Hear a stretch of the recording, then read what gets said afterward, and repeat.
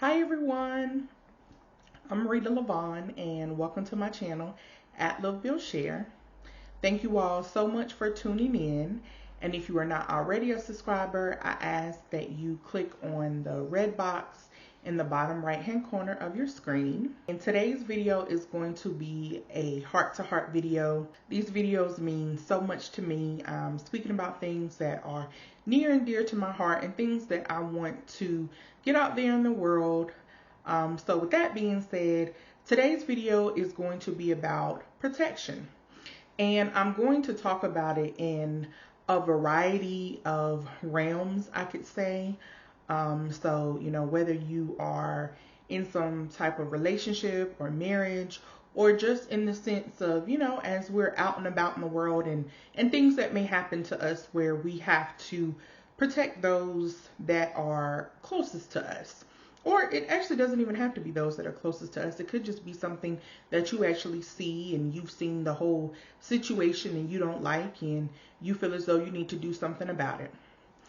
So the first thing that comes to my mind when I think about the word protection is actually something that happened to me some time ago, where I was out of town and I was on, I guess you could call it like an excursion.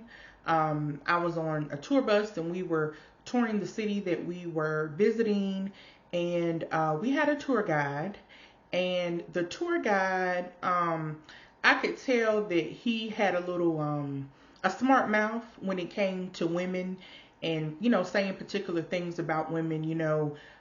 Sometimes people may say things about certain genders and they say it in a playful manner, but they're dead serious. It's kind of like how they say that behind every joke there's some seriousness to it. And while I was on the tour bus, I was on there with my husband, and there were a lot of other couples as well on the tour bus. And he repeatedly kept making comments about women. And I have a problem about that as a woman. So I said a little something to him in front of everybody. I basically said something to the sort of, all right now, a little bit too much on women there, and I said it, in the best way that I could. And he said a little something back, but it was in a playful manner, but he didn't do it again after that.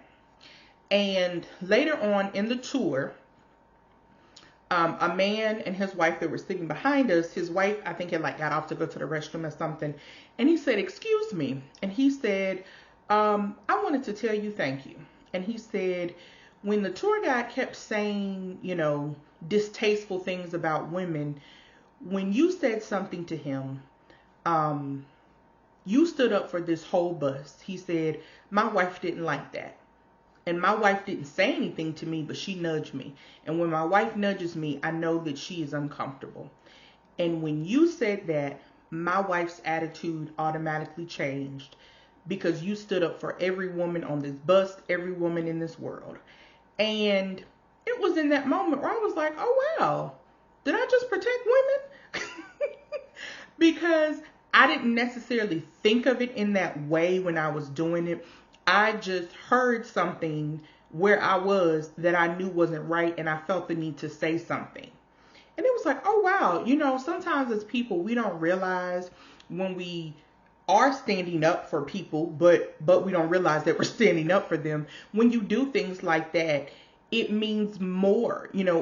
There's something bigger there that you may not even realize. Because I had a problem with it. Like, no, you're not, sir. What you're not gonna do is talk bad about women while I'm sitting here. Because he was saying something, of course, about like how women drive or something. It was like every time he was explaining wherever we were going on the bus tour, he would always relate it to a woman. And I'm like, we're not about to do this whole time. So I said something.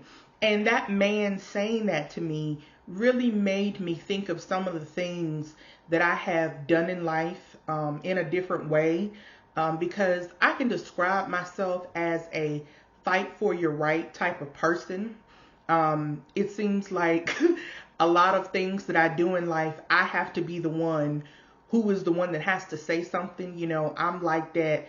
All right, if it's not right, we know that she's going to stand up and say something. And I take a lot of pride in that because, I believe in the term, I'm with you when you're right, but I'm going to tell you when you're wrong.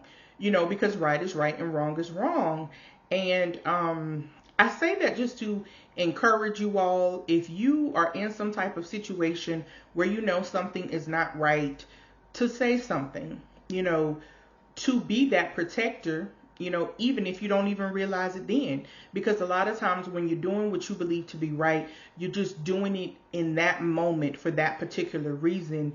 And it's not until later when someone taps you on the shoulder and says, hey, thank you for what you've done. You've protected me. It's like, oh, wow. I didn't think about it like that. And I will probably never forget that.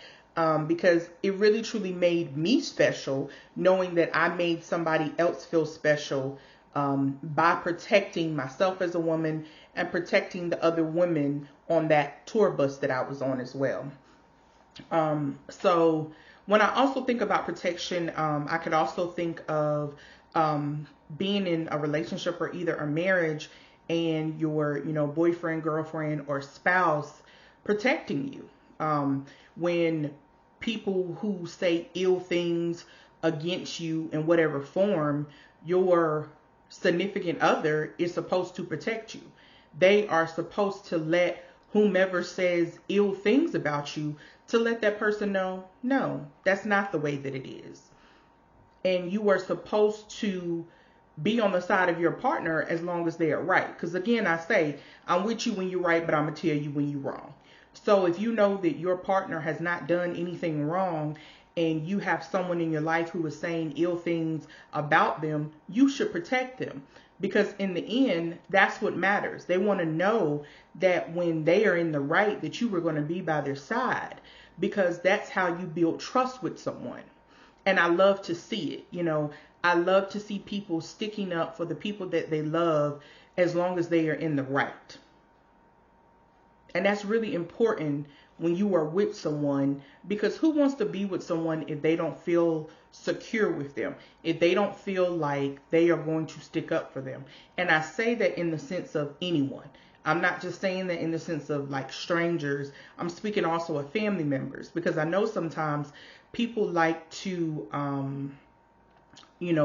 not say certain things to family members because, oh, they're family. No, title doesn't matter.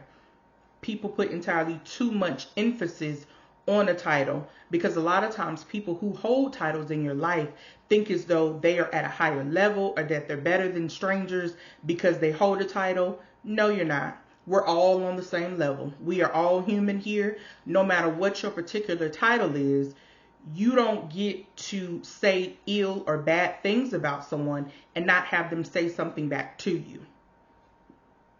And especially in the sense of like being married. So I'm going to insert a message on the screen right now, but I'm going to read it because I have it on my phone right now. And it says, the best explanation of marriage. It says, this is why a man leaves his father and mother and becomes attached to his wife, and they become one flesh. And I think that that's really important, because when you get married, the most important person in your life is your spouse.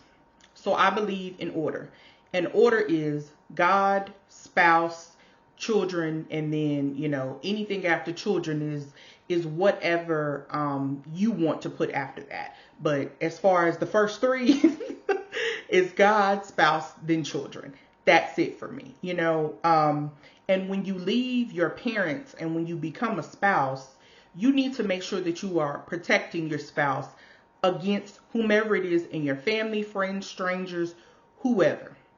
Because when you get married, you were supposed to be building your family, because the family that you come from is important, but they are not as important as the family you were building. That is most important. And I think sometimes people forget that, because people love to use the term, oh, that's my mom, oh, that's my dad, oh, that's my sibling.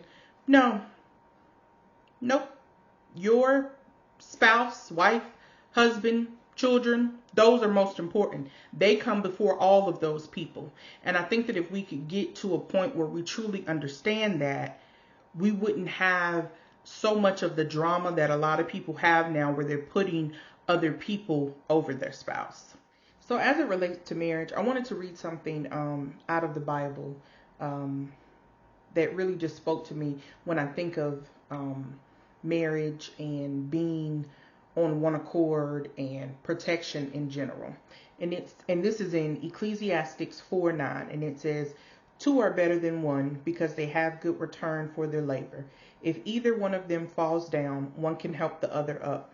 But pity anyone who falls and has no one to help them up.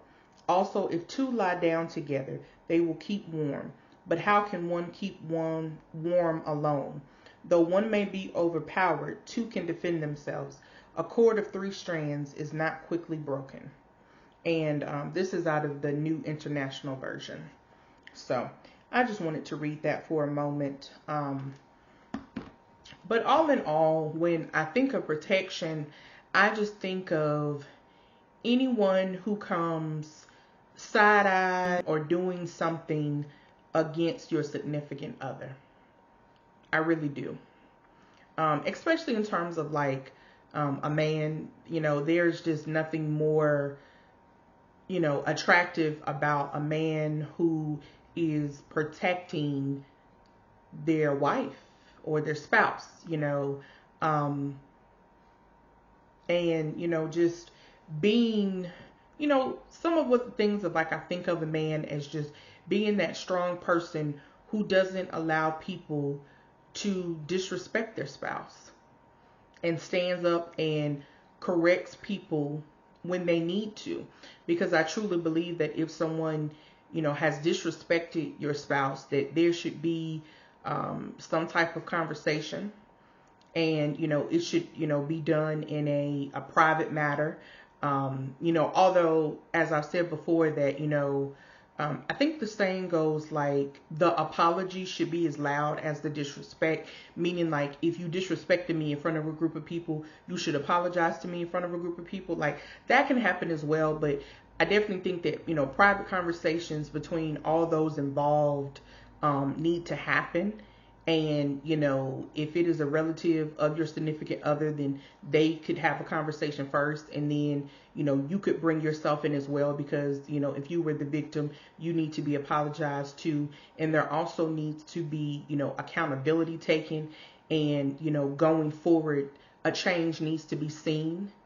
And the problem comes in when there is not a change. When that disrespect continues,